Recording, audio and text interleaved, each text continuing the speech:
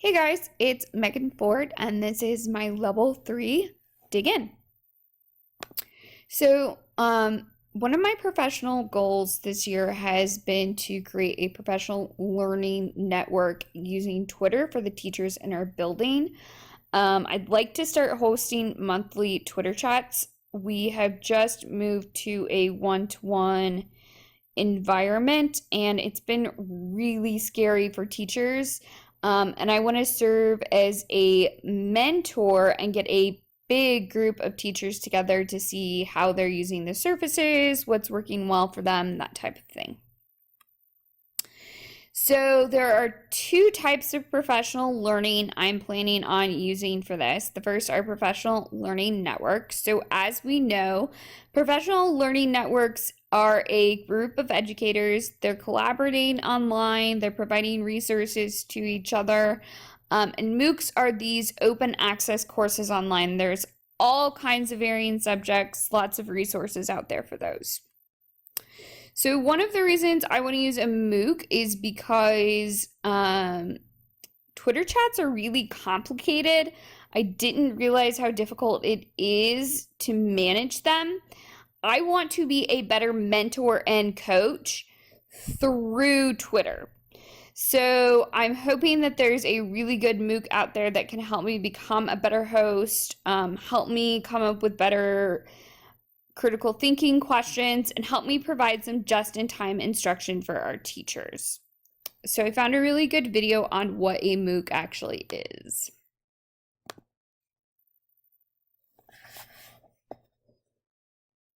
The massive open online course is a response to the challenges faced by organizations and distributed disciplines in a time of information overload. It used to be that when you wanted to know about something, you could do a few things. You could ask someone, you could buy a book, you could try to figure it out for yourself, or you could call a school. If that school offered the course in the thing you were trying to figure out, you could go there and take it. You could get access to information about a topic. An instructor had combed through journals and books to pull the information together from a library. You might even find others who are also interested in the same things that you are. The MOOC is built for a world where information is everywhere, where a social network obsessed with the same thing that you are is a click away, a digital world. A world where an internet connection gives you access to a staggering amount of information. This video will introduce you to how a massive open online course is one way of learning in a networked world. A MOOC is a course, it's open, it's participatory, it's distributed, and it supports lifelong networked learning. In one sense, a massive open online course is just that. It's a course. It has facilitators and course materials, it has a start and an end date, it has participants. But a MOOC is not a school. It's not just an online course. It's a way to connect and collaborate while developing digital skills. It's a way of engaging in the learning process that engages what it means to be a student. It is, maybe most importantly, an event around which people who care about a topic can get together and work and talk about it in a structured way. So here is an example of a MOOC I used for our last assignment. This one is based upon Google Apps for Education. As you can see, it's got a lot of interaction. There are all types of sections you can browse through. I do like MOOCs because it's tailored on a topic that you really want to learn about. My one big critique is that it's sometimes really hard to find a MOOC that meets your personal level of learning. Like this one I thought would be really good because I wanted to learn a little bit about Google, and it does have some really good information about Google. They've got examples, they've got links to the Google Plus community, so you can link with that, but as you can see, it's some pretty basic information. So let's see what our research says about MOOCs. So the first article I read talked about individualizing skills and personalizing professional needs, which I think is really important and one of the benefits of a MOOC. we know that MOOCs can really help us adapt what we need. You're able to kind of pick and choose what you need through a MOOC. You're able to pick an individualized subject. In this article, she also says that the relationship between the teacher and subject has to be transformed. No longer can we just have teachers being teachers and standing up and just teaching what they know.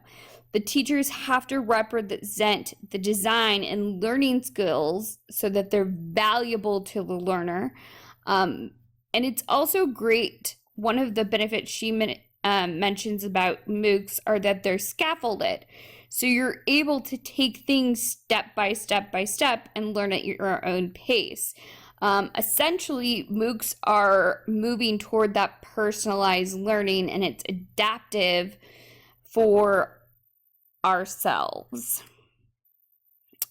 This one talks about aligning goals for students. It talks about how MOOCs provide more freedom. So in a traditional online class, you're given specific things you have to do and you have to complete, or you might just be forced to learn a certain topic, where MOOCs, again, provide that personalized learning. You have freedom to skip around in a MOOC class. You don't have to complete it all.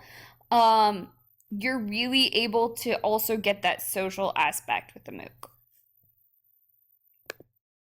So for professional learning networks, I just wanted to talk a little bit about my experience. So this is a picture of a Twitter feed when I hosted the Twitter chat. And it's really hard to keep up with different things, but PLNs are great because they offer an opportunity to collaborate with other people and kind of get questions you need answered, find extra resources. There's all kinds of social networks out there for PLNs.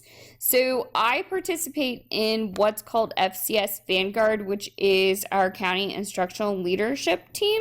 So they developed how to get started with a professional learning network with Twitter. So the first thing is to create an account. The next thing is to just kind of search things that you're interested in. You can always find different groups. I highly suggest TweetDeck, especially if you're in a bunch of Twitter chats at the same time. It allows you to have different Twitter accounts on at the same time, different topics on at the same time. And then you can schedule tweets with TweetDeck, which is really helpful if you're hosting. And just participate in different groups and then find a Twitter chat you're interested in. So I thought this infographic was really cool. So reasons I want to use a PLN. First, they're collaborative and they're easy to access. I find that PLNs really help you access anything at any time, and it's easy to ask questions and get a quick answer. Most of the time, you'll get an answer within a couple minutes, and you get a variety of answers, so you can get different perspectives, which goes along with being able to connect with an international group of educators. So anytime you're having trouble or you have questions or you just need really good resources, PLNs are great for that. So that's why I chose it as my other one. So the first article I read really focuses on using social communication tools, the Web 2.0, to provide online discussion. They talk about PLNs being really good because they help build communities. You're actively participating in discussions. I thought it was really interesting in this that they talk about that PLNs reinforce social constructivism, which we know is a good educational theory. You've got interaction, personal experiences, peer support, scaffolding, and the learner is able to make sense of complicated subject matter. It's very student-centered. So PLNs are awesome.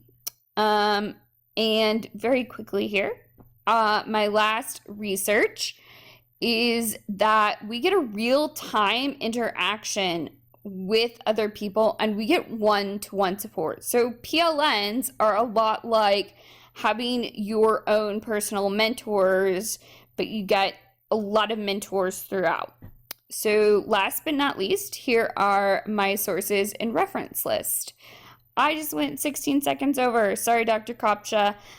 Anyway, guys, here is my level 3.